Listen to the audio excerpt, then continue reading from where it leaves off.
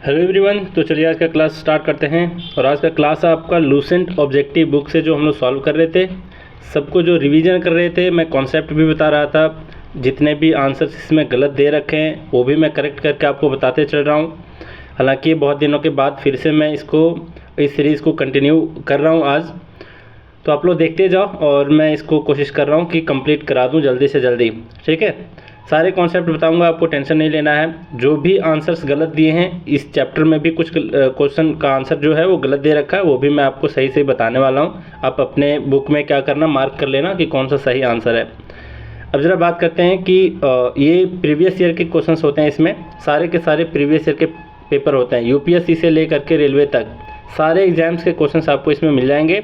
बहुत ही बेहतरीन बुक है ये, सबके पास इसका हार्ड कॉपी होना चाहिए। अगर आप वो इसका पीडीएफ चाहिए, मतलब जिस तरीके से मैं पढ़ा रहा हूँ, अगर आपको इसका पीडीएफ चाहिए तो आप इस एप्लीकेशन को डाउनलोड कर लेना। इसका लिंक मैं कमेंट में दे रखा हूँ, वहाँ से जा कर के आप क्या कर सकते हो, ऐप पे सारे पीडीएफ से रिवीजन कर सकते हो, पढ़ सकते हो अच्छे से। इंग्लिश में मैं जितना लेक्चर दिया हूँ सबका पीडीएफ वहाँ पर मिल जाएगा आपको। और जिनको भी मेरे से पर्सनल गाइडेंस चाहिए, खास करके वोकैबुलरी सीखने के लिए, तो आप इस व्हाट्सअप नंबर पर मुझे मैसेज करना। मैं आपको बताऊंगा इसको ज्वाइन करने के क्या फ़ायदे हैं और क्या प्रोसीजर है। शॉर्ट में कहूँ तो मैं इसमें पहले टास्क देता हूँ, उसी टास्क के बेसिस पर आपके ऑनलाइन टेस्ट होते हैं। और इसमें जो भी आपके पर्सनल डाउट वगैरह होते हैं सब कुछ आप पूछ सकते हो। अब ज़रा बात करते हैं, ये चैप्टर नंबर 8.1 है। इसमें हम लोग पोस्ट मौर्यन पीरियड को देखेंगे और फिर प्री गुप्ता पीरियड को देखेंगे, जिसका काल माना जाता है 185 बीसी से 319 एडी तक। अब ज़रा बात करते हैं फर्स्ट क्वेश्चन आज का क्या है, देखते हैं। यहाँ पर दे रखा है फर्स्ट क्वेश्चन, अवनिका। अवनिका का अर्थ होता है कर्टेन। कर्टेन का मतलब पर्दा। पर्दा का क्या मतलब है, ये उस पर्दे के बारे में बता रहा है जो हम लोग थिएटर में देखते हैं, जो सिनेमा घर में देखते हैं। तो वही पर्दे के बारे में बता रहा है, जिसको उस पीरियड में कहा जाता था अवनिका। ठीक है, तो कह रहा है कि अवनिका यानी कर्टेन यानी पर्दा was introduced in Indian theatre by which of the following. तो आप ऐसे भी दिमाग लगा सकते हो इसमें से देख करके भी कि कौन सबसे ज़्यादा एडवांस रहा होगा, किसका कल्चर सबसे ज़्यादा एडवांस रहा होगा इन चारों में से। तो शक का, ग्रीक का, या फिर पार्थियंस का, और फिर कुषाण का। तो इसमें आप बस दिमाग लगाओ कि किसका सबसे ज़्यादा रहा होगा एडवांस कल्चर। तो हम लोग जानते हैं ग्रीक का, है ना। तो ग्रीक लोग काफ़ी एडवांस थे।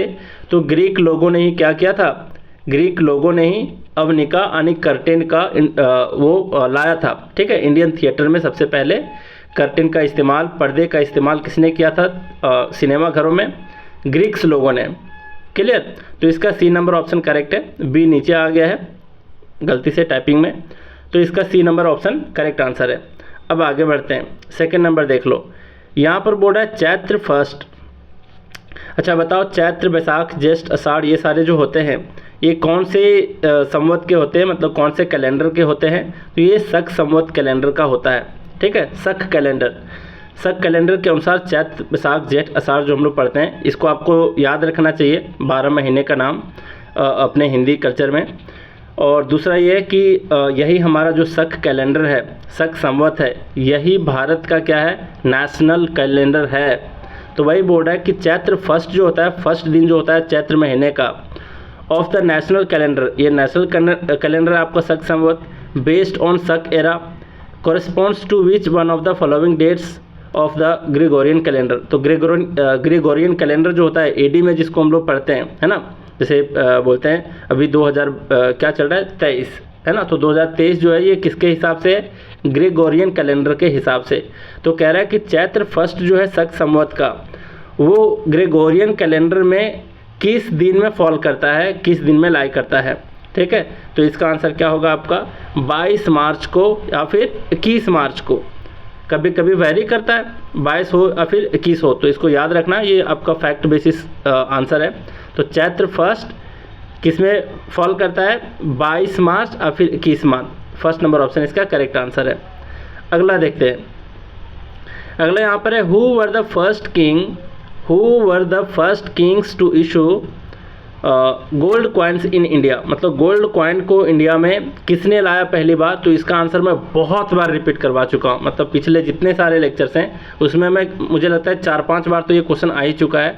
इससे रिलेटेड जितने सारे कन्फ्यूजन होते हैं सब कुछ मैं बताते चला हूँ आपको, और फिर से मैं यहाँ पर आपको रिपीट कर देता हूँ। देख लो इसका आंसर क्या है। इसका आंसर है आपका बी नंबर ऑप्शन, कि पहली बार गोल्ड कॉइन को इंडिया में किसने इंट्रोड्यूस कराया, कौन लाया था, किसने इशू किया? तो इंडो ग्रीक ने। अच्छा, इसका आंसर देखो, कई बार आपको इंडो ग्रीक ना मिल करके इंडो बक्ट्रियन मिलेगा, ठीक है, इंडो बक्ट्रियन, मैं यहाँ लिख देता हूँ बक्ट्रियन, ठीक है, ये मिल सकता है आपको। अब ग्रीक क्या है? ग्रीक मतलब जो ग्रीस से आए थे, यूनान से आए थे, है ना, जिसको अवन भी कहते हैं हिंदी में, तो ग्रीस के लोगों को ही ग्रीक कहते हैं। और बक्ट्रियन किसको कहा जाता था? तो अभी जो सेंट्रल एशिया में जो मॉडर्न टाइम में जो एक कंट्री है, 2 कंट्री है खास करके, एक है उज़्बेकिस्तान और एक है तजिकिस्तान, ठीक है। तो उज़्बेकिस्तान और तजिकिस्तान के लोग जो आए थे इंडिया में उसको ही बक्ट्रियन कहा गया, और जो यूनान से आए, जो ग्रीस से आए, उसको ग्रीक कहा गया। तो इसके दोनों आंसर आपको मिल सकते हैं, दोनों एक साथ नहीं होंगे। अगर दोनों एक साथ दिख गए तो इंडो ग्रीक में आप आंसर टिक लगाना, ठीक है, ये मोस्ट अप्रोप्रिएट है। लेकिन अगर इंडो ग्रीक के जगह पर इंडो बक्ट्रियन रहे तो आप इंडो बक्ट्रियन पर टिक करोगे। तो इसका आंसर समझ गए कि फर्स्ट जो किंग है वो किसके राजाओं ने फर्स्ट टाइम में गोल्ड कॉइन को इशू किया इंडिया में? तो इंडो ग्रीक्स या फिर इंडो बक्ट्रियन। क्लियर? तो एक क्वेश्चन तो आपका इस तरीके से पूछता है कि first king to issue gold coins. दूसरे तरीके से इसमें एक कन्फ्यूजन एक क्रिएट होता है कि प्योरेस्ट गोल्ड कॉइन्स जो है इंडिया में वो किन राजाओं ने इंट्रोड्यूस कराया, ठीक है, who introduced purest gold coins in India. तो प्योरेस्ट वाला अगर बात पूछ दे तो प्योरेस्ट वाले बात में आपको लगाना है कुषाण वंश के लोग, ठीक है, कुषाण वंश के लोग। जानते हो कि कश्मीर के इलाके में ये लोग क्या किए थे, मतलब नॉर्थ वेस्ट जो साइड है उस इलाके में इनका वंश था कुषाण का, है ना, जो कनिष्क बहुत महान राजा हुए थे उस वक्त के। तो कुषाण वंश के लोगों ने क्या किया? प्योरेस्ट गोल्ड कॉइन्स इंडिया में इंट्रोड्यूस कराया। अच्छा, अगर कुषाण में भी पूछे कि सबसे पहले कौन राजा ने किया तो इसका आंसर है वीम कदपीसेस, ठीक है, वीम कदपीसेस, ध्यान रखना वीम कदपीसेस को। अगर खास राजा का नाम पूछ ले कि पहला राजा कौन था जो प्योरेस्ट गोल्ड कॉइन को इंट्रोड्यूस कराया इंडिया में, तो कुषाण वंश का वीम कदपीसेस। तो 2 कॉन्सेप्ट क्लियर हुए। पहला कॉन्सेप्ट फिर से रिपीट करता हूँ कि कौन वंश के राजा थे या फिर कहाँ के राजा थे जो फर्स्ट टाइम गोल्ड कॉइन्स को इशू कराया इंडिया में, तो इंडो ग्रीक या फिर इंडो बक्ट्रियन। अगर पूछ दे प्योरेस्ट गोल्ड कॉइन्स तो उसका आंसर होगा कुषाण वंश के राजा वीम कदपीसेस। अच्छा, दूसरा जो एक और क्वेश्चन इसको घुमा के पूछता है कि रेगुलर यूज़, है ना, रेगुलर यूज़, याद रखना वर्ड को। इसमें बताया क्या? कुषाण और वीम कदपीसेस में प्योरेस्ट गोल्ड कॉइन्स, और ये इंडो ग्रीक या फिर इंडो बक्ट्रियन में क्या बताया? फर्स्ट गोल्ड कॉइन्स, ठीक है, फर्स्ट टाइम गोल्ड कॉइन्स किसने इंट्रोड्यूस कराया। दूसरे तरीके से इसके बारे में पूछा जाता है कुषाण वंश के बारे में कि रेगुलर यूज किसने, मतलब कहने का मतलब ये कि रेगुलर यूज में किसने इंट्रोड्यूस कराया, तो वो भी आंसर है कुषाण वंश के लोगों ने। और ऑन ए लार्ज स्केल, ध्यान देना वर्ड पे भी, ऑन ए लार्ज स्केल भी अगर पूछे तो कुषाण वंश का ही आंसर होगा। ऑन ए लार्ज स्केल कहने का ये मतलब है कि अभी के टाइम में सोना हर किसी के घर में नहीं होता, सोने के कॉइन्स हर किसी के घर में नहीं होता, लेकिन ऑन ए लार्ज स्केल कहने का मतलब है कि हर एक पब्लिक तक पहुंचाया, सबको बताया कि आज से यहाँ पर सोने के सिक्के चलेंगे, है ना। तो 3 तरीके से पूछ सकता है जिसका आंसर है कुषाण वंश। पहला प्योरेस्ट गोल्ड कॉइन्स, दूसरा रेगुलर यूज, और फिर तीसरा ऑन ए लार्ज स्केल किसने इंट्रोड्यूस कराया गोल्ड कॉइन्स को, तो कुषाण के राजाओं ने, ठीक है। अब एक चौथे तरीके से पूछता है कि मैक्सिमम गोल्ड कॉइन्स, ध्यान देना कि मैक्सिमम गोल्ड कॉइन्स का जो मिला है वो किस पीरियड में मिला है ना। मैक्सिमम गोल्ड कॉइन्स का जो प्रूफ मिला है वो किस पीरियड में मिला है। तो मैक्सिमम और on a large scale 2 different चीज़ है। ऑन ए लार्ज स्केल कहने का मतलब है कि कुषाण के राजाओं ने लगभग हर एक पब्लिक तक इस बात को पहुंचाई कि भाई आज से हम सोने के सिक्के चलाएंगे। और मैक्सिमम गोल्ड कहने का मतलब उनके पास भंडार ज़्यादा था। तो मैक्सिमम वर्ड अगर आपको दिख गया तो मैक्सिमम गोल्ड कॉइन्स किसके पीरियड में हुआ, तो गुप्ता पीरियड में, इस चीज़ को ध्यान रखना, कई बार ये सारे क्वेश्चंस पूछ चुके हैं, इसलिए मैं सबको एक साथ रिपीट कराते आ रहा हूँ। चलिए आगे बढ़ते हैं। यहाँ पर दिया who among the following were contemporaries of Kanishka. Kanishka के समकालीन कौन थे, है ना, निम्नलिखित में से कनिष्क के समकालीन कौन थे। तो मैं आपको बुद्धिस्ट के चारों काउंसिल के बारे में बता दिया हूँ पहले भी, है ना, तो मैं एक बार फिर से रिपीट कर देता हूँ कि 4th काउंसिल जो हुआ था वो कब हुआ था, 100 AD में हुआ था। कहाँ हुआ था, तो कुंडलवन में। कुंडलवन कहाँ है, तो ये है कश्मीर में। तो वहीं पर 4th काउंसिल हुआ था बुद्धिस्ट का। और उस टाइम के प्रेसिडेंट कौन थे, 4th काउंसिल में प्रेसिडेंट कौन थे, मतलब उस टाइम राजा कौन थे, तो कनिष्क थे, है ना, कुषाण वंश के कनिष्क थे। लेकिन प्रेसिडेंट कौन थे 4th काउंसिल के, तो वासुमित्र थे। तो वासुमित्र एक आप जान गए कि वासुमित्र थे।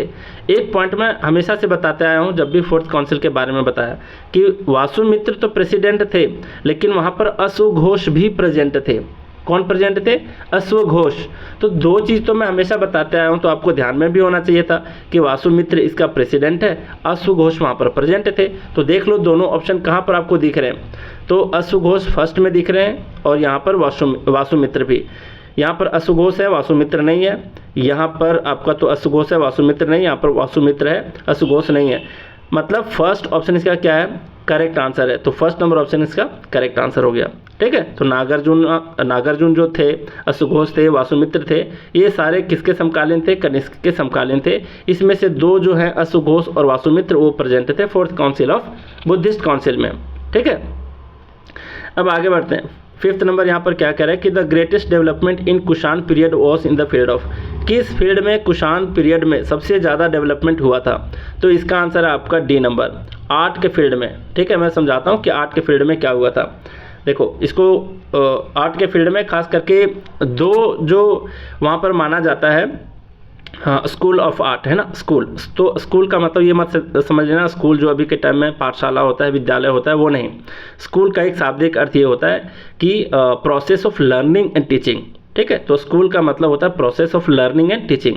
तो दो तरीके के प्रोसेस होते थे उस टाइम में, मूर्ति कला खास करके, है ना। आर्ट में भी अगर कहा जाए तो मूर्ति कला, है ना, मतलब मूर्ति बनाने के जो कला होते थे, तो ये दो तरीके के कला उस टाइम में काफ़ी प्रसिद्ध थे। एक था गांधार कला, है ना, गांधार मूर्ति कला, और दूसरा था मथुरा। ठीक है, मथुरा कला। तो ये दोनों को कहा जाता है कि ये गांधार और मथुरा जो था, ये क्या था, इसको कहा जाता है स्कूल ऑफ आर्ट, है ना। गांधार स्कूल ऑफ आर्ट और फिर मथुरा स्कूल ऑफ आर्ट। मतलब इसमें सिखाया जाता है मूर्ति कला के बारे में। इसमें जो गांधार है और मथुरा है, दोनों में क्या है कि भगवान बुद्ध के अलग अलग तरीके से चित्रण किया गया है मूर्तियों पे, है ना। तो उसी को कहा गया है गांधार स्कूल ऑफ आर्ट और फिर मथुरा स्कूल ऑफ आर्ट। और इन दोनों का विकास हुआ था कनिष्क के टाइम में, कुषाण वंश में कनिष्क के टाइम में खास करके, और किस पीरियड में, कुषाण पीरियड में। तो ध्यान रखोगे कि कुषाण पीरियड में सबसे ज़्यादा जो विकसित हुआ है वो आर्ट हुआ है। ठीक है, आर्ट एंड कल्चर मतलब कला, खास करके मूर्ति कला। और मैं बता दिया मूर्ति कला के बारे में, गांधार और मथुरा कला दो तरीके के कला होते थे उस टाइम। आगे बढ़ते हैं, यहाँ पर 6th नंबर में what was the capital of Kanishka. तो कनिष्क का कैपिटल क्या है, तो ये तो भाई आपको जानना ही चाहिए, पुरुषपुर। ठीक है, तो पुरुषपुर को ध्यान रखना, छठा का फर्स्ट नंबर आंसर करेक्ट है। ये पहले भी आ चुका है, ये क्वेश्चन देख चुके हैं हम लोग, है ना। फिर यहाँ पर क्या कह रहा है कि Saint Thomas is said to have come to India to propagate Christianity during the reign of. तो किसके शासनकाल में ये जो सेंट थॉमस थे वो इंडिया आए थे, किस चीज़ को प्रोपगेट करने, प्रोपगेट मतलब इसको आगे बढ़ाने, प्रसार करने के लिए, क्रिश्चियनिटी की प्रचार प्रसार करने के लिए सेंट थॉमस किसके शासनकाल में आए थे इंडिया। तो इसका आंसर क्या है, इसका आंसर आपका डी नंबर ऑप्शन, इसका आंसर है डी नंबर ऑप्शन, गोंडा फर्नीज। ठीक है, तो ध्यान रखना गोंडा फर्नीज के शासनकाल में ये यहाँ पर आए थे। अब देखो यहाँ पर एक सवाल उठता है कि ये जो गोंडा फर्नीज थे वो कौन थे, तो पार्थियन साम्राज्य के एक राजा थे। ठीक है, पार्थियन साम्राज्य के एक राजा थे। अब देखो, पार्थियन साम्राज्य को एक और नाम से जाना जाता था, ध्यान रखना, ये सारी बातें आपको मैं रिवाइज करा देता हूँ। सुरेन साम्राज्य, ठीक है, इसको कहा जाता था सुरेन, SUREN, सुरेन साम्राज्य भी इसको कहा जाता था, सुरेन किंगडम भी कहा जाता था। किसको, पार्थियन साम्राज्य को। ठीक है, अब जरा देखो कि ये लोग आए कहाँ से थे इंडिया में, पार्थियन लोग और फिर सुरेन साम्राज्य के जो राजा लोग थे ये इंडिया में आए थे कहाँ से, फारस से आए थे। ठीक है, अब कहोगे फारस कहाँ है प्रेजेंट टाइम में, उस टाइम तो फारस था, लेकिन अभी का टाइम क्या है, अभी का टाइम फारस को बोला जाता है ईरान। ठीक है, तो ईरान के लोग आए थे इंडिया में जो पार्थियन साम्राज्य की स्थापना किए थे, जिसको सुरेन साम्राज्य के नाम से भी जाना जाता है। ठीक है, और ये कब आए थे पता है, शक लोग के बाद, है ना, जब शक लोग आए थे उसके बाद।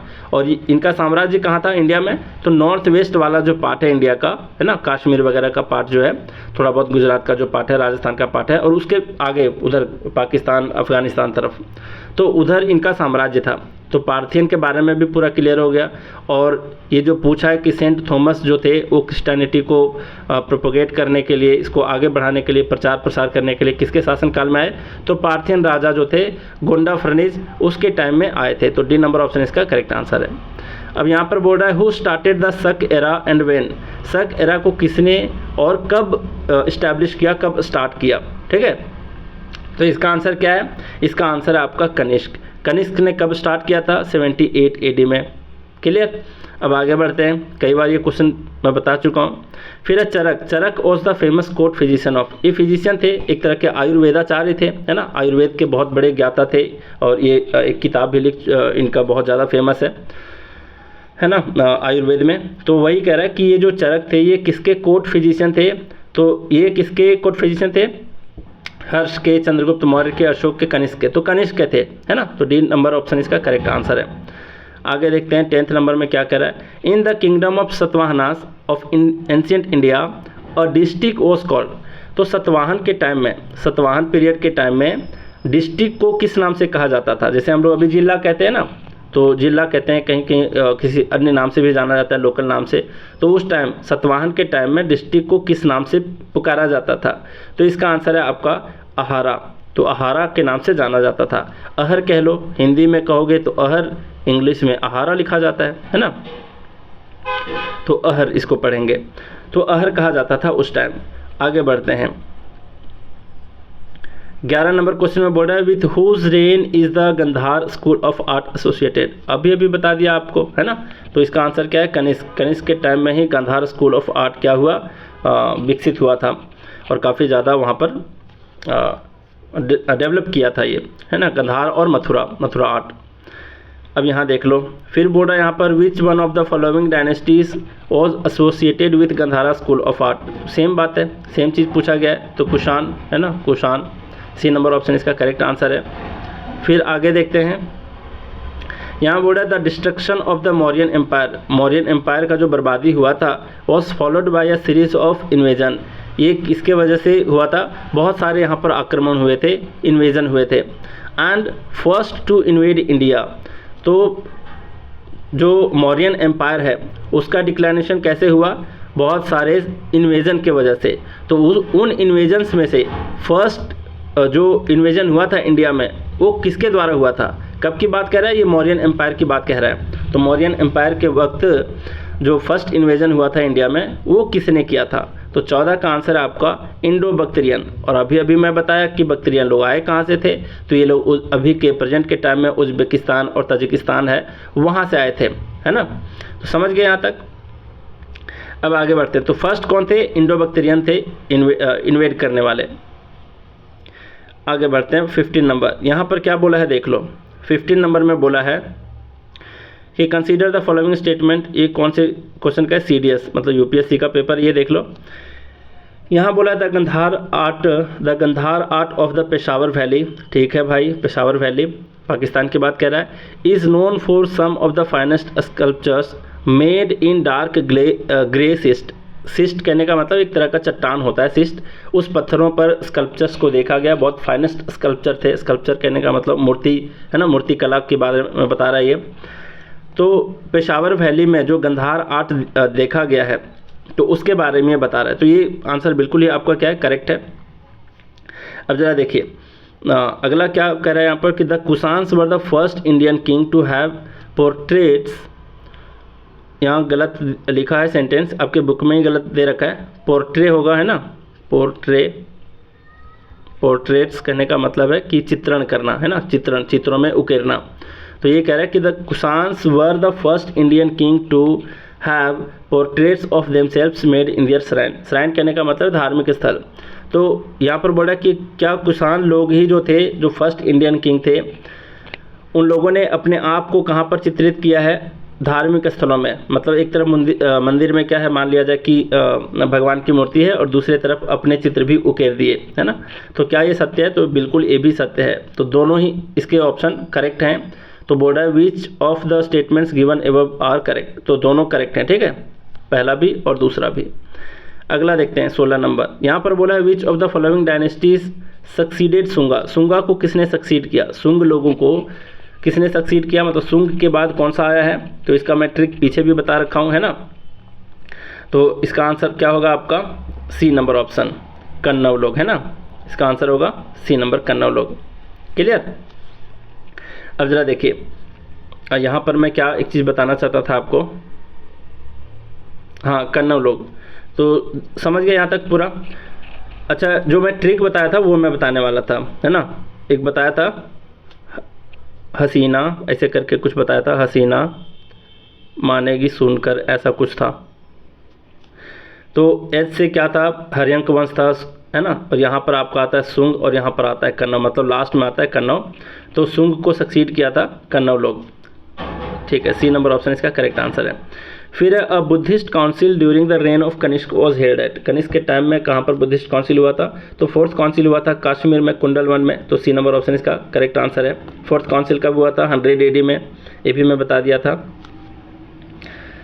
चलिए, अच्छा इसका, हाँ ठीक है, 16 नंबर ठीक है, 17 नंबर यहाँ समझ गए। अच्छा, फोर्थ काउंसिल हुआ था 100 AD में, कुंडलवन में, मतलब कश्मीर के कुंडलवन में। और इसके प्रेसिडेंट वासुमित्र थे, अश्वघोष भी वहाँ पर प्रेजेंट थे। और वहाँ के जो राजा थे वो कनिष्क थे, ठीक है, कुषाण वंश के। तो इसका option number C correct answer है। फिर आगे बढ़ते हैं 18वां number question. Which Chinese general defeated Kanishka. Kanishka को किसने डिफीट किया था? कनिष्क को किसने हराया था? तो इसका आंसर है पेन चाओ। तो ए नंबर ऑप्शन इसका करेक्ट है। कई बार इसका नाम आपको देखने को मिलेगा बेन चाओ, है ना, बेन चाओ मिलेगा, बेन चाओ, पेन चाओ के जगह पर बेन चाओ मिलेगा। तो ए नंबर ऑप्शन इसका करेक्ट आंसर है। उसने कनिष्क को हरा दिया था, है ना। चाइनीज़ गवर्नर था ये, जनरल था। जनरल मतलब आर्मी का चीफ जो होता है वो था। फिर यहाँ पर है कि who of the following did not adorn the court of Kanishka. Court of Kanishka के बारे में यहाँ पर पूछा है। तो यहाँ पर क्या बोल रहा है कि कनिष्क के टाइम में इसमें से कौन नहीं थे, उनके दरबार के नहीं थे। जैसे दरबारी कवि होते थे, दरबारी लेखक होते थे, है ना, इस तरीके से दरबारी फिजिशियन होते थे, कोर्ट फिजिशियन जिसको कहते हैं। तो इसमें से कौन उनके दरबार में नहीं थे? तो अश्वघोष थे, अभी देखे थे हम लोग, पढ़े थे कि फोर्थ काउंसिल में ये भी प्रेजेंट थे। पासरु की बात देखते हैं, वासुमित्र भी थे और विशाखादत्त नहीं थे। पासरु भी थे, वासुमित्र थे, अश्वघोष थे, विशाखादत्त नहीं थे। तो विशाखादत्त नहीं थे, तो इसका number D number option correct होगा। अच्छा, विशाखादत्त थे कौन? तो ये चंद्रगुप्त द्वितीय जो थे, चंद्रगुप्त मौर्य की बात नहीं कह रहा हूँ मैं, गुप्ता पीरियड की बात कह रहा हूँ। चंद्रगुप्त द्वितीय के दरबारी नाटककार थे। कौन? विशाखादत्त। ये नाटक लिखते थे, ठीक है, उस टाइम के किंग के बारे में भी लिखते थे, खास करके चंद्रगुप्त द्वितीय के बारे में। तो डी नंबर ऑप्शन इसका करेक्ट है। जो कनिष्क के टाइम के नहीं थे, ये चंद्रगुप्त द्वितीय के टाइम के थे, ठीक है, उनके दरबार के थे ये। फिर आगे देखते हैं, यहाँ 19 क्वेश्चन तक हो गया भाई। टाइप करने में बड़ा मुश्किल हो रहा था तो मैं सीधा पिक को ले लिया हूँ, ठीक है। तो इसको आपको देखना है। यहाँ पर क्या बोला कि the capital of Satavahanas was located at. Satavahana का कैपिटल कहाँ पर था? तो इसका आंसर है पैथन। बी नंबर ऑप्शन इसका करेक्ट आंसर है। अब देखो, पैथन को एक नाम और से जाना जाता है जिसको बोलते हैं प्रतिष्ठान। क्या बोलते हैं उसको? प्रतिष्ठान, ठीक है, दूसरे नाम से जाना जाता है प्रतिष्ठान। तो पैथन कह लो या फिर प्रतिष्ठान कह लो, एक ही बात है। तो कैपिटल ऑफ सतवाहना था पैथन। क्लियर। अच्छा, कई लोग बोलते हैं कि अभी पूछ सकते हो आपके सर उस टाइम का पैथन या फिर प्रतिष्ठान अभी के टाइम में कहाँ है? तो महाराष्ट्र में है, अभी महाराष्ट्र में है। अच्छा, सतवाहन के बारे में अगर डिस्कस कर लें तो सतवाहन जो थे, इनके बारे में क्वेश्चन पूछता है अक्सर कि पुराणों में सतवाहनों को किस नाम से पुकारा गया है। तो पुराण जो हैं 18 पुराण, उसमें से कुछ पुराणों में इनके बारे में जिक्र है आंध्रा के नाम से, है ना, आंध्रा के नाम से, जिसको आंध्र कहा गया है। मतलब सतवाहन के जितने राजा थे उनको आंध्रा कहा गया है। क्लियर। और हाँ, अभी के टाइम में अगर मैं बोलूँ कि सतवाहन का फिर आंध्र डायनेस्टी का जो था लोकेशन वो कहाँ था, तो आंध्र प्रदेश में, मुख्य रूप से आंध्र प्रदेश में, तेलंगाना में और महाराष्ट्र में, और ये पैथन जो था ये महाराष्ट्र में लोकेटेड था।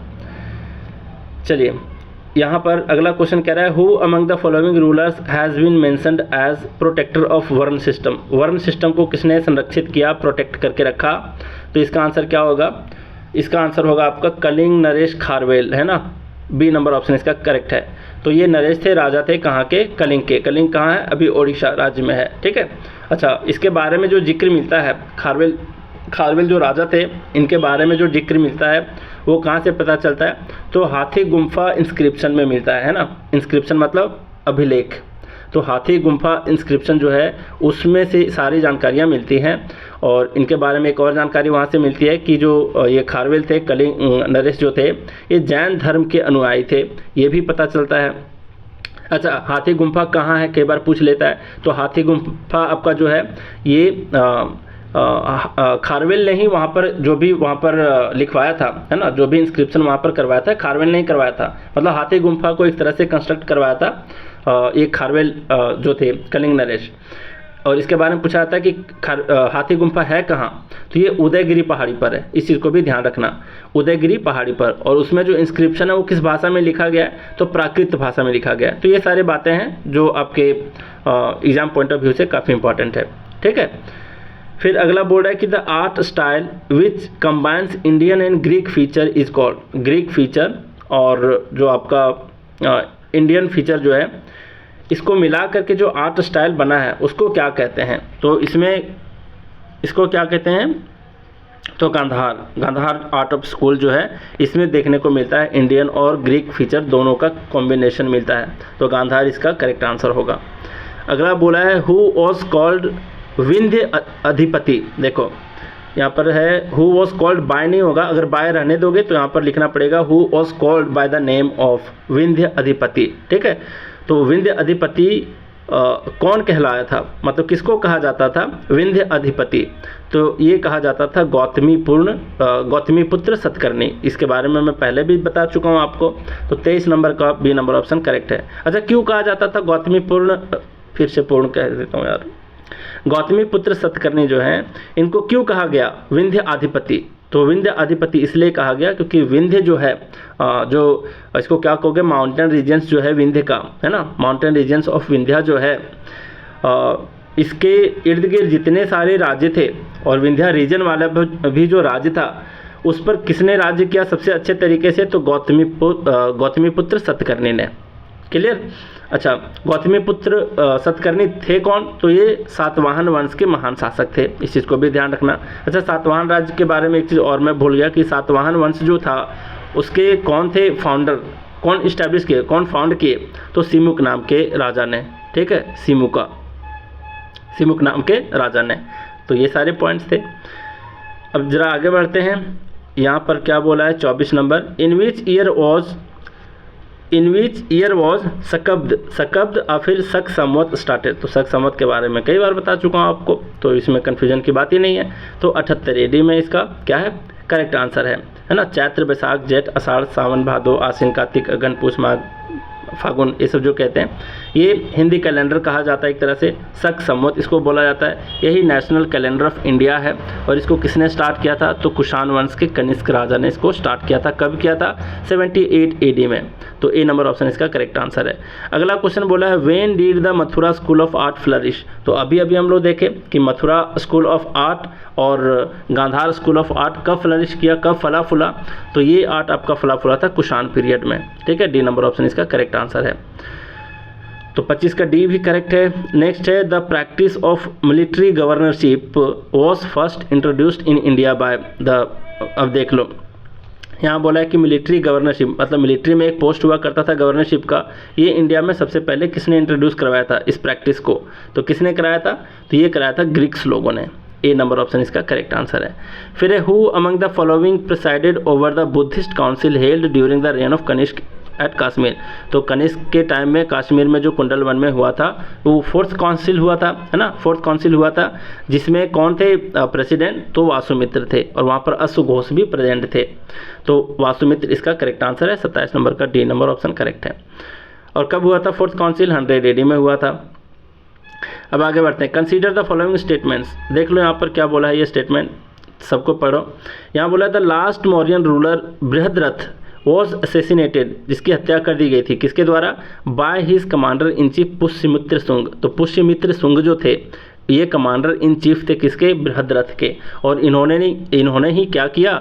बृहद्रथ की हत्या कर दिया। तो ये स्टेटमेंट बिल्कुल ही क्या है? करेक्ट है। ठीक है। फिर है द लास्ट शुंग किंग, जो शुंग वंश के लास्ट किंग थे देवभूति वॉज असेसिनेटेड, इसकी भी हत्या कर देता है कौन? बाय हिज ब्राह्मण मिनिस्टर वासुदेव कन्नव, है ना, वासुदेव कन्नव जो थे वो हत्या कर देते हैं किसकी? देवभूति की। और देवभूति कौन थे? लास्ट शुंग किंग थे। तो ये भी क्वेश्चन पूछ लिया था, तो ये भी ध्यान रखना। हु असर्प द थ्रोन, असर्प का मतलब होता है, असर्प करने का मतलब होता है हड़प लेना, है ना। तो पूरे राजगद्दी को उसने हड़प लिया, जो ब्राह्मण मिनिस्टर वासुदेव कन्नव थे। और यही वासुदेव कन्नव जो हैं वो कन्नव वंश की स्थापना कर देते हैं। तो ये भी आंसर आपका करेक्ट है। फिर बोला द लास्ट रूलर ऑफ कन्नव, और कन्नव की बात कह रहा है। जो लास्ट रूलर थे कन्नव डायनेस्टी के, was deposed by the Andhra's. Deposed bye का क्या कहने का इसका मतलब है? तो डिपोज बाय कहने का मतलब है इसको हटा देना, है ना, अपदस्थ कर देना, उसको गद्दी से हटा देना मतलब। तो the last ruler of the Kannauj dynasty was deposed by, मतलब किसके द्वारा? जो लास्ट रूलर थे कन्नौज डायनेस्टी के, वो किसके द्वारा हटाए गए थे? आंध्रास के द्वारा। आंध्रास का कहने का मतलब है क्या? सतवाहन जो थे उन्हीं को आंध्रा कहा जाता था। तो सतवाहन किंगडम के ही किंग्स के द्वारा ये हटाए गए थे। तो बिल्कुल ये भी आपका आंसर करेक्ट है। ठीक है। और अगर मैं कहूँ कि कन्नौज डायनेस्टी के जो लास्ट रूलर थे वो कौन थे, तो उस टाइम के थे सुशर्मा नाम के। ठीक है, ध्यान रखना, सुशर्मा थे कन्नौज डायनेस्टी के लास्ट रूलर, जिसको सतवाहन यानी कि आंध्रा के किंग थे उसको मार दिया था और उसको वहाँ से हटा दिए थे। ठीक है। और उसके बाद ही आपका सतवाहन डायनेस्टी का इस्टेब्लिशमेंट हो जाता है। तो तीसरा भी आपका करेक्ट है। आपके बुक में आंसर दे रखा है, शायद इसका आंसर ए नंबर दे रखा है, ए नंबर, लेकिन ये बिल्कुल गलत आंसर दे रखा है। ये तीनों ही स्टेटमेंट बिल्कुल करेक्ट है। तो डी नंबर ऑप्शन इसका करेक्ट आंसर होगा। ठीक है। तो ध्यान देना इस चीज़ को। और ये तीनों पॉइंट आपको ध्यान रखना चाहिए, क्योंकि इस तीनों पॉइंट से आपका अराइज हो जाता है। 3 क्वेश्चन यहीं पर बन जाता है। ठीक है। 3, 4, 5 क्वेश्चन बन जाएंगे। कई बार पूछ लेगा लास्ट मौर्यन रूलर कौन थे, लास्ट शुंग जो किंग थे वो कौन थे, लास्ट कन्नौज डायनेस्टी के कौन से रूलर थे। तो ये सारे क्वेश्चन यहीं से मैं सब कुछ बता दिया। ठीक है। तो डी नंबर ऑप्शन इसका करेक्ट है। तीनों स्टेटमेंट करेक्ट है।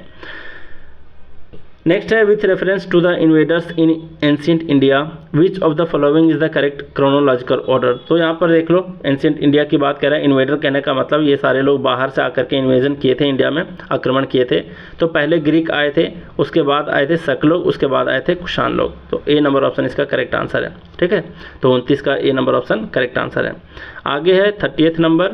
यहाँ बोला with reference to the guilds. Guilds का क्या मतलब होता है? जिसको श्रेणी भी कहा जाता था। गिल्ड अंग्रेजी वर्ड है, श्रेणी आपका जो भी संस्कृत वर्ड चाहे जो भी रहा होगा, जिसको श्रेणी कहा गया आपके जिस भी स्क्रिप्चर से ये लिया गया है।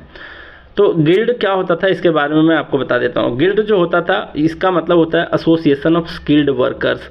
जो उस टाइम के स्किल्ड वर्कर्स थे उसका एसोसिएशन हुआ करता था। और इसके बारे में एक चीज़ और बता दूं कि इस जो एसोसिएशन थे, तो एक एसोसिएशन तो होगा नहीं, राज्य में बहुत सारे एसोसिएशन होंगे, तो उसका कोई एक चीफ नहीं होगा, उसका कोई एक हेड नहीं होगा। जो फर्स्ट नंबर ऑप्शन कह रहा है कि every guild was registered with the central authority of the state. ठीक है, यहाँ तक तो सही है। And king was the chief administrative authority on them. मतलब यहाँ कह रहा है कि क्या किंग ही, राजा ही वे सारे जो गिल्ड हुआ करते थे, एवरी गिल्ड इसके चीफ हुआ करते थे, इसके एडमिनिस्ट्रेटिव उनके द्वारा ही मतलब उनके पास ही इसकी अथॉरिटी थी, हेड थे? बिल्कुल नहीं है, क्योंकि हर एक जो गिल्ड थे उसके अलग अलग व्यक्ति क्या होते थे, उसके हेड होते थे, है ना। तो फर्स्ट नंबर ऑप्शन इसका करेक्ट नहीं है। The wages, rules of work, standards and prices were fixed by the guild. बिल्कुल सही है। गिल्ड मतलब खुद जो एसोसिएशन होता था उसके द्वारा ही वेजेस तय किया जाता था, यानी कि मजदूरी किस तरीके से वर्क करना है उसका रूल रेगुलेशन सब बनाते थे गिल्ड लोग ही। तो आपका सेकंड नंबर ऑप्शन भी करेक्ट है। फिर बोला the guild had judicial power भी इन्हीं के पास था, मतलब क्या निर्णय लेंगे, किसको क्या फैसला सुनाएंगे, है ना। तो ये भी पावर गिल्ड के पास ही हुआ करता था। ठीक है, अपने मेंबर के ऊपर ही कार्रवाई करने का सारा अधिकार उनको ही था। तो सेकंड और थर्ड नंबर ऑप्शन बिल्कुल आपका करेक्ट है, फर्स्ट नंबर ऑप्शन करेक्ट नहीं है। तो सेकंड एंड थर्ड ऑप्शन देख लो कहाँ पर है, सी नंबर ऑप्शन में है। तो सी नंबर ऑप्शन इसका करेक्ट आंसर है। ठीक है, तो 30 का सी नंबर ऑप्शन करेक्ट है। फिर आगे देखते हैं, अगला 2 क्वेश्चन बच गया है, 31 और 32 नंबर का। यहाँ बोला है who renovated Sudarshan lake without using forced labour, मतलब ये ज़्यादा फोर्स्ड लेबर करके नहीं, मतलब प्यार पूर्वक सबको अच्छे से मजदूरी दे करके सुदर्शन लेक का रिनोवेशन करवाया। रिनोवेशन करने का मतलब नवीनीकरण, है ना, तो उसको अच्छे ढंग से बनाया। तो सुदर्शन लेक का नवीनीकरण करते हैं रुद्रदमन। अब कहोगे सर इन दोनों के बारे में बता दो, सुदर्शन लेक है कहाँ और रुद्रदमन थे कौन। तो सुदर्शन लेक जो था ये गुजरात के गिरनार हिल के बीचों बीच में है। ठीक है, ध्यान रखना, कहाँ पर, सौराष्ट्र कहा जाता था उस टाइम, है ना, सौराष्ट्र यानी गुजरात के गिरनार हिल के बीचों बीच था। चलिए सुदर्शन झील क्लियर है। इसको पहली बार बनाया कौन, तो चंद्रगुप्त मौर्य के शासनकाल में इसको बनवाया गया था। चंद्रगुप्त मौर्य के कहने पर, मौर्य वंश के जो चंद्रगुप्त मौर्य थे इनके कहने पर सुदर्शन लेक का निर्माण किया गया था, एक इरिगेशन के भावना से, है ना, उसको इरिगेशन के भावना से, सिंचाई के भावना से। तो यहाँ तक क्लियर है, 2 पॉइंट क्लियर। सुदर्शन लेक है कहाँ, तो सौराष्ट्र यानी गुजरात के गिरनार हिल के बीचों बीच है। और इसको बनवाया किसने था, तो चंद्रगुप्त मौर्य ने बनवाया था, मौर्य शासक। और यहाँ पर क्वेश्चन पूछा है कि किसने रेनोवेट कराया, मतलब किसने इसको नवीनीकरण किया, किसको इसको बनाया, मरम्मत किया अच्छे तरीके से, तो रुद्रदमन ने। तो रुद्रदमन इसका करेक्ट आंसर है। अब रुद्रदमन कौन थे, तो शक के रूलर थे, है ना, शक रूलर थे, ये शका रूलर थे। ठीक है, तो रुद्रदमन के बारे में भी 1 पॉइंट ध्यान रखना। अब जरा लास्ट क्वेश्चन देख लो, यहाँ पर बोला है who among the following introduced gold coins for regular use in India. अब देखो रेगुलर यूज वाला आ गया, रेगुलर यूज, है ना, तो कौन कौन से पॉइंट में आपको बताया था कि रेगुलर यूज पूछ ले, या फिर पूछ ले purest gold coins in India, या फिर पूछ ले ऑन ए लार्ज स्केल जो गोल्ड कॉइन को इशू करा इंडिया में, वो कौन था, तो वो थे कनिष्क। ठीक है, कनिष्क नहीं, कुषाण वंश है। और कुषाण वंश के कौन से राजा थे, वीम कदपिसेस। तो ध्यान रखना, वीम कदपिसेस जो थे उन्होंने ही क्या किया हुआ था, रेगुलर यूज़ के लिए इंडिया में गोल्ड कॉइन को इंट्रोड्यूस करवाया था। तो तीनों आंसर आपको ध्यान में रखना है। फिर से मैं एक बार रिपीट कर देता हूँ कि अगर पूछ ले रेगुलर यूज़ और फिर ऑन लार्ज स्केल और फिर प्योरेस्ट गोल्ड कॉइन्स, तो ये कुषाण वंश के वीम कदपिसेस ने इसका इंट्रोड्यूस करवाया था। और मैक्सिमम गोल्ड कॉइन्स के बारे में पूछ ले तो वो गुप्ता पीरियड उसका आंसर होगा। और अगर पूछ ले और कि फर्स्ट टाइम किसने इशू किया, फर्स्ट टाइम अगर पूछे फर्स्ट टाइम किसने इशू किया था गोल्ड कॉइन्स को इंडिया में, तो इंडो ग्रीक होगा। अगर इंडो ग्रीक ऑप्शन में नहीं होगा, इंडो बक्ट्रियन होगा, तो इंडो बक्ट्रियन भी इसका करेक्ट आंसर होगा। ठीक है, तो ये चैप्टर आज आपका कंप्लीट हो जाता है। धीरे धीरे मैं सारे चैप्टर का क्या करूँगा, करा दूंगा। ठीक है, और मैं निश्चित रूप से मैं करा दूंगा, आपको टेंशन नहीं लेना है, और अच्छे तरीके से कराऊंगा। और मेरा मन है कि मैं फिजिक्स, केमिस्ट्री और बायोलॉजी कब पढ़ाऊं, क्योंकि मैं फिजिक्स, केमिस्ट्री मुझे लगता है कि मैं इतने बेहतरीन तरीके से आपको बता सकता हूं इस बुक से। हालांकि इसमें कुछ IIT के भी क्वेश्चन दे रखा है, कुछ नीट का भी क्वेश्चन दे रखा है, उसको मैं वहाँ पर बता दूंगा, मैं दिखा दूंगा कि ये नीट का पेपर का क्वेश्चन है। तो इसमें बहुत डेप्थ में नहीं जाना है, लेकिन जितने UPSC लेवल के जितने कॉन्सेप्ट पूछे जाएंगे, जितने पूछे गए हैं, सबका सोल्यूशन मैं इतने अच्छे ढंग से आपको बताऊँगा। बस मुझे हिस्ट्री कंप्लीट करने दो। हिस्ट्री के बाद चाहूँगा कि ज्योग्राफी भी साथ साथ में चले और पॉलिटी भी थोड़ा बहुत साथ साथ में करते चलें, लेकिन फिजिक्स, केमिस्ट्री, बायोलॉजी मुझे पढ़ाना ही पढ़ाना है। ठीक है, तो देखते हैं कब मैं कर पाता हूँ। हालांकि मैं इसको कंसिस्टेंटली करूँगा आपसे। तो इस वीडियो को आप लोग लाइक करना, शेयर करना, कमेंट में करके बताना कि आपको एक्सप्लेनेशन कैसा लग रहा है, और किसी तरीके की कोई इम्प्रूवमेंट आपको चाहिए और भी डेप्थ में नॉलेज चाहिए तो आप मुझे कमेंट करके बता सकते हो। ठीक है, तो चलिए आज का क्लास हम लोग यहीं रैप अप करते हैं। Thank you very much.